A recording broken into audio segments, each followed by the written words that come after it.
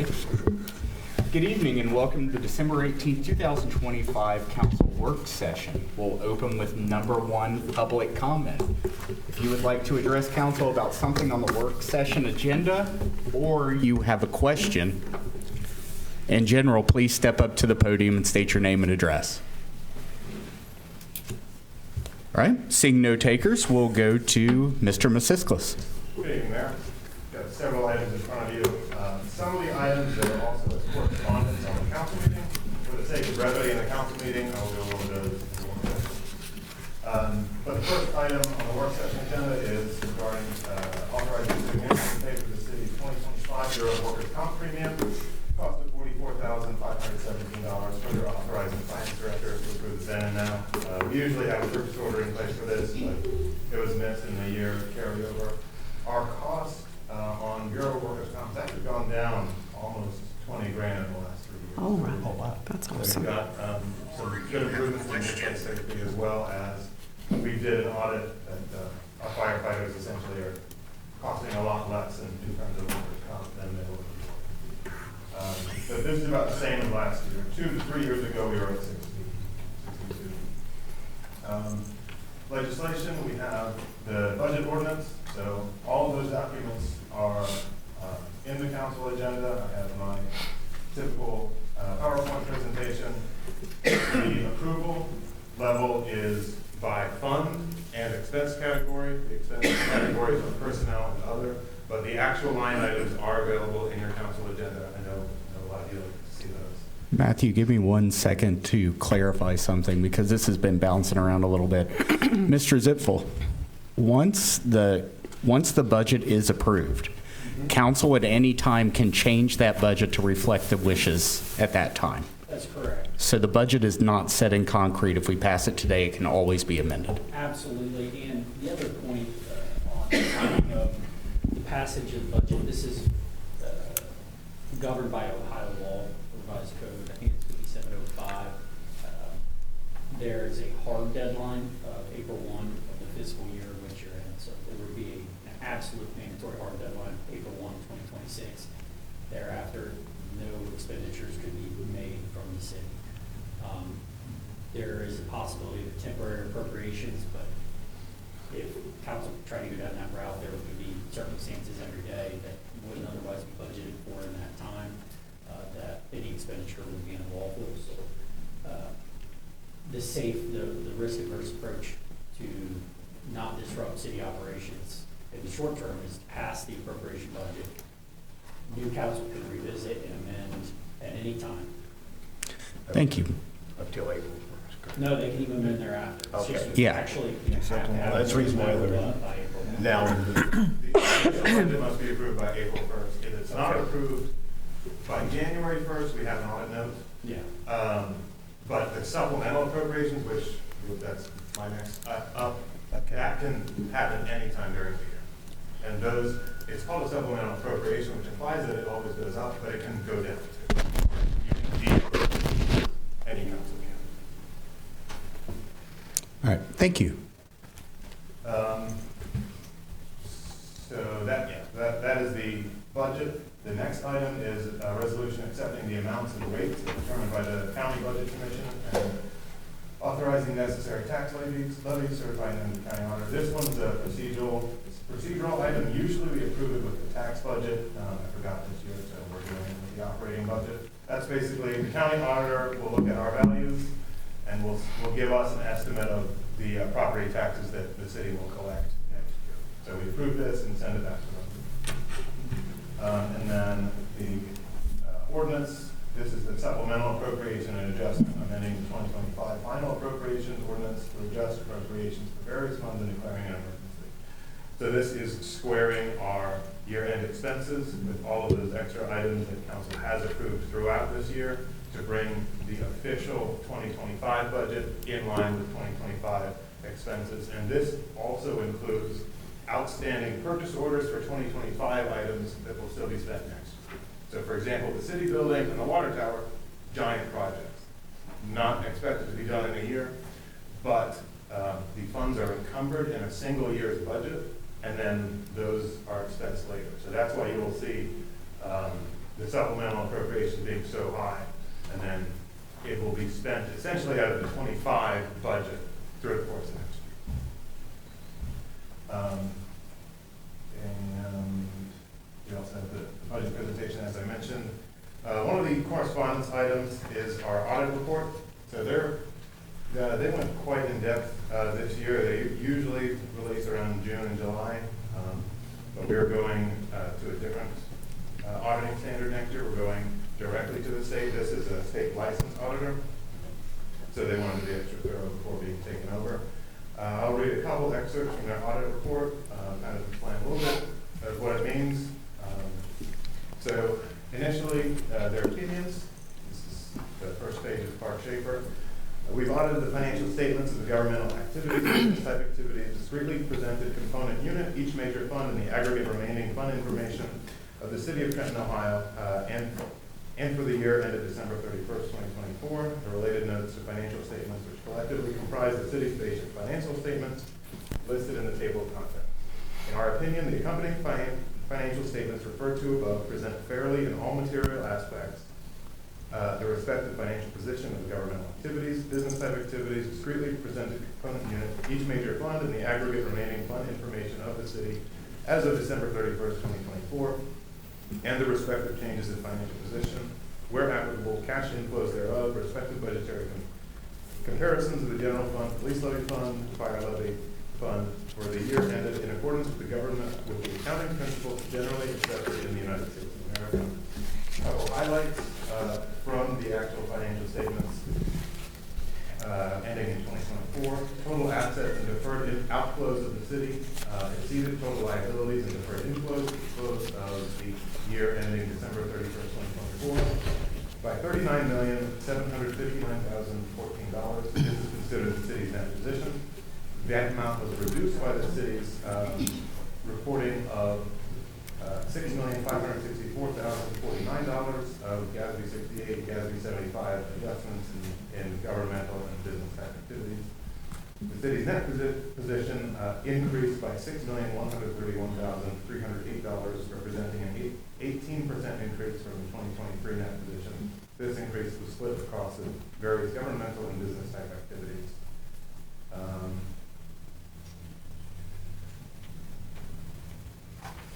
Now, I'll skip to their report over the findings. We did have one finding. The auditors state that they identified one certain deficiency in internal control described in the accompanying schedule of findings and responses to item 2024-001 that they considered as a material weakness. This was compensated absences. So compensated absences is considered a liability of the city. Everyone that works for the city has a sick time bank.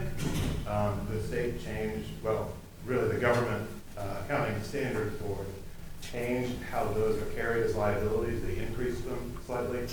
So essentially, before we issued this report, when we sent this to the auditors, we undercounted our liability in the sick time that we carried over by about 20%. They said, nope, you got to go back, do the new GASB, reissue this report, and then we'll have a note on your findings. So that was the only material weakness, but it had been changed prior to the issuance of this report. And we also published our management letter, which shows immaterial adjustments that are made to the audit. And those are essentially, all of those points are the reasons why the city of Trenton didn't win the audit award. And about 4% of Ohio municipalities do win that. So it's a very high bar, and one I hope to achieve in my tenure here, but just not moving on. We did receive is the Ohio Stars report. So that we received 4 stars out of 4, and that is a government transparency award that the auditor of state issues. There are 7 key metrics that they identify. If you meet 6 out of the 7, you get 4 stars. Actually, this year we met 7 out of the 7, and that is timeliness in responding to public records requests, also inclusion of the Ohio Open Checkbook, publishing of our audit on the city website. One thing, again, that's not required is publishing of our management letter on the city website. That's typically just reviewed by management, but it's, I think, something that this council has said that, you know, any mistake we make, even if it's considered immaterial, we want to publish, so that is out there. So we did receive 4 stars out of 4. Now, you know, over the past couple of years, a lot of cities actually have started receiving this. So about 15% of Ohio local governments, and that's all local government bodies, not just cities and townships, get that. So those are the reports. They're currently posted on the city website, and we do require them to be read in at a council meeting, but they don't need to do it. It's just a correspondence item. And aside from the budget presentation for the next meeting, that is all from me. Thank you, Mr. Masiskis. Mr. Ziffel. Thank you, Mayor. Good evening, council. Before you tonight is a lead of ordinance to approve a collective bargaining agreement with the city police officers. The city staff and the bargaining unit began meeting just a few weeks ago to begin negotiating this contract. We historically run through a 3-year cycle of collective bargaining agreements for all of our full-time patrol officers.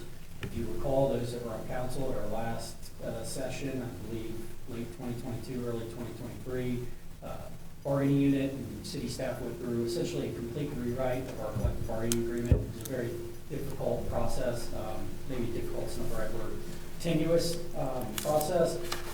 We landed on what city staff believes to be a very fair agreement. So the bargaining unit, because it took us about less than 2 full sessions this year to get to this tentative agreement with the officers unit. Excuse me. Just a quick summary of the changes moving forward. The wage increases are 6%, 8%, and 6% over the next 3 years across the board. When looking at that compared to our not only local jurisdictions, but comparative jurisdictions in terms of size, police department, number of calls, right in line where this will put us right in line with where we have been historically for 15 to 20 years relative to those departments. All of those departments have received similar raises over the past 5 years.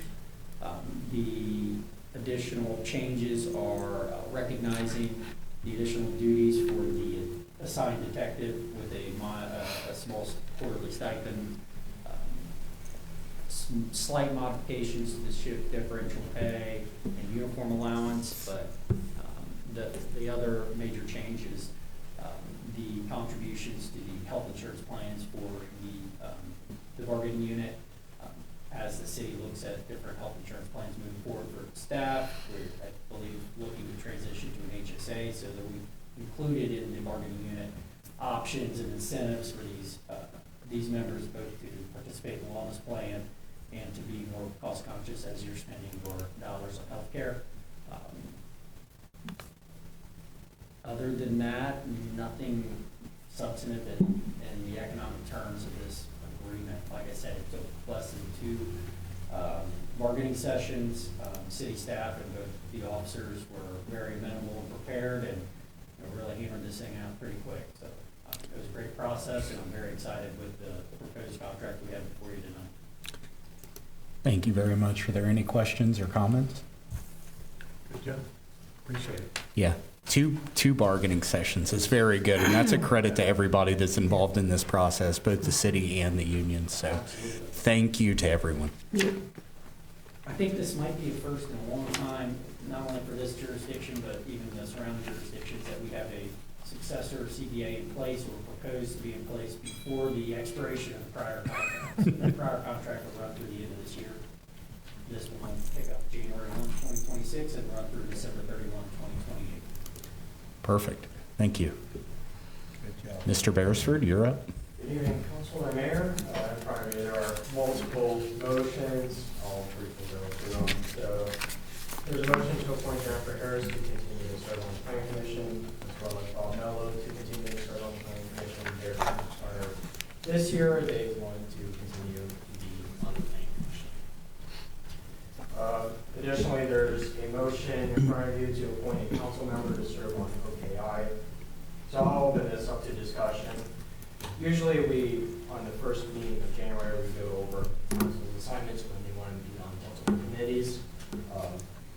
In regards to OKI, we'll have to do this for the year 2026. So the council-elect or current council who want to be on OKI, I open that discussion to continue. Currently, Mr. Croucher, he serves on OKI. So I'll open that discussion if anyone wants to continue to serve. Or Well, I think we'll start with asking Mr. Croucher if he would like to remain on OKI. I would like to stay on OKI. Anyone else? What you've done. Does anyone else on council wish to serve on OKI? All right. Well, I was going to say this if someone else did, but not a lot of people know this. We've advertised it a little bit, but if you notice our budget for next year for paving went up $1 million, and that is directly due to the efforts that Mr. Croucher puts in at OKI. He drives down to Cincinnati. It's a monthly meeting Yes.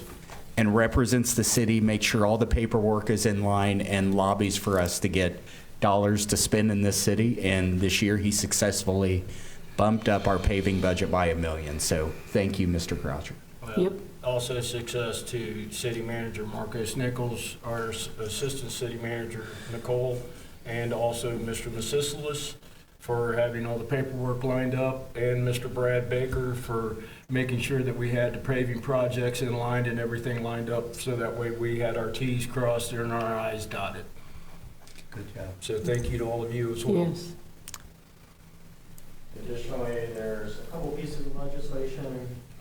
Last council meeting I went over regarding the ordinance amending ordinance 34-2025 for the purpose of correcting the scrivener's error.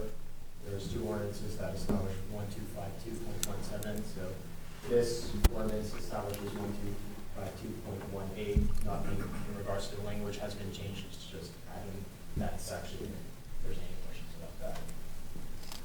Additionally, item number 3 under legislation is an ordinance amending chapter 276 of the codified ordinances of the city of Trenton relating to the Parks and Recreation Board. I'm just going to read over the exhibit with that change. So this establishes 276.01.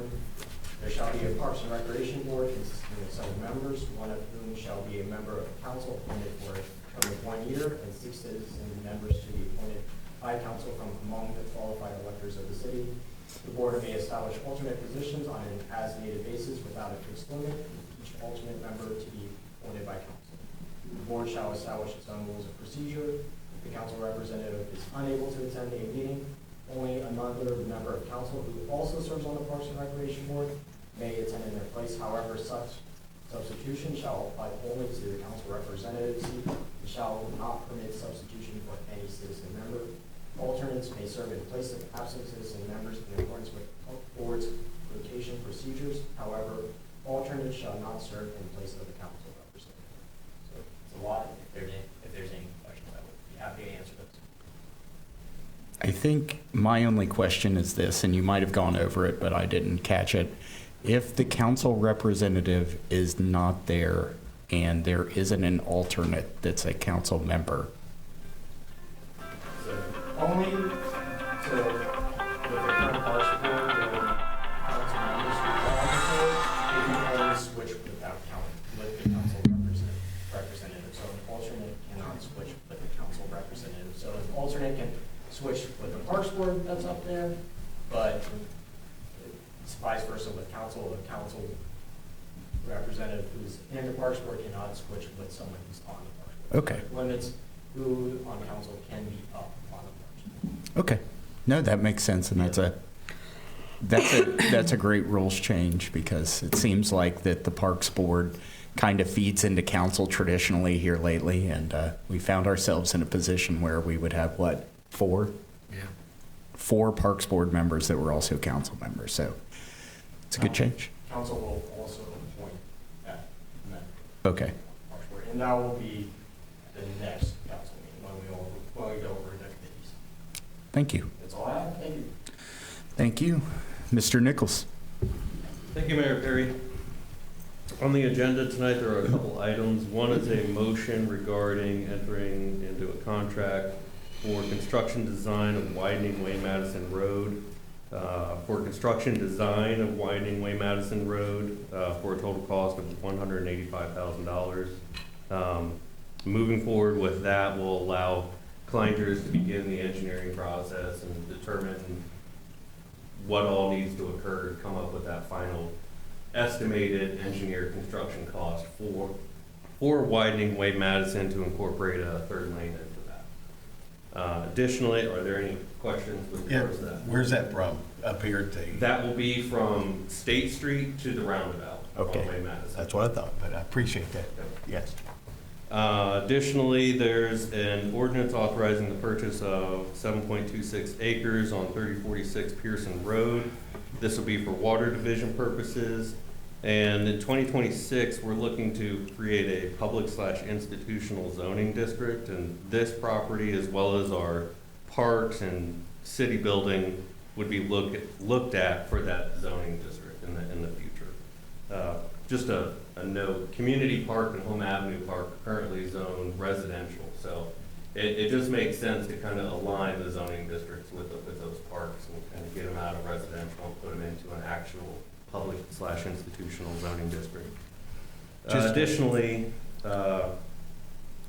there's a resolution for ODOT PID number 115754. This is the ODOT resurfacing project, I think from First Street all the way to the bridge outside of town. And I know you've passed something similar every time over the last couple months. ODOT likes to make sure that we have all the agreements in place, and this is to confirm because they've done preliminary engineering, and this is noting that the estimated sum of $685,999 would be the city's share of that project cost. And it's just making sure that council is aware of that and going to approve that for next year. I believe we had a question. On the 7.2 acres, I am going to make, I know it's going to be read as an emergency. I'm going to make I don't want to say more or less a thing where we read it, we drop the second reading and we pass it tonight. And the reason why is because this family's been waiting over 2 months to close on this piece of property. And it's going to start costing the city more money because they've had to leave the electric, the water, everything on, and they're paying for it where it should have been closed well over 60 days ago. So I think we need to read it not as emergency, but the second reading, let's go ahead and pass it. It is going to be a well built, water well, should I say. And I know we've tested, last couple of years for wells. We have, yes. This one's tested out the best, so I think it's time to move on, and it's not a bad price for the 7 acres of what's going out there. Yeah, I agree, and I do want to note, in my review, it looks like over the last couple months that there was some miscommunication between myself and our real estate broker on that with regards to the environmental assessment process and having that engineering firm go out and do that. And by the time we got it started, they were in the middle of several other projects, so that was part of the reason for that. So again, I do apologize for that. Yeah, this has been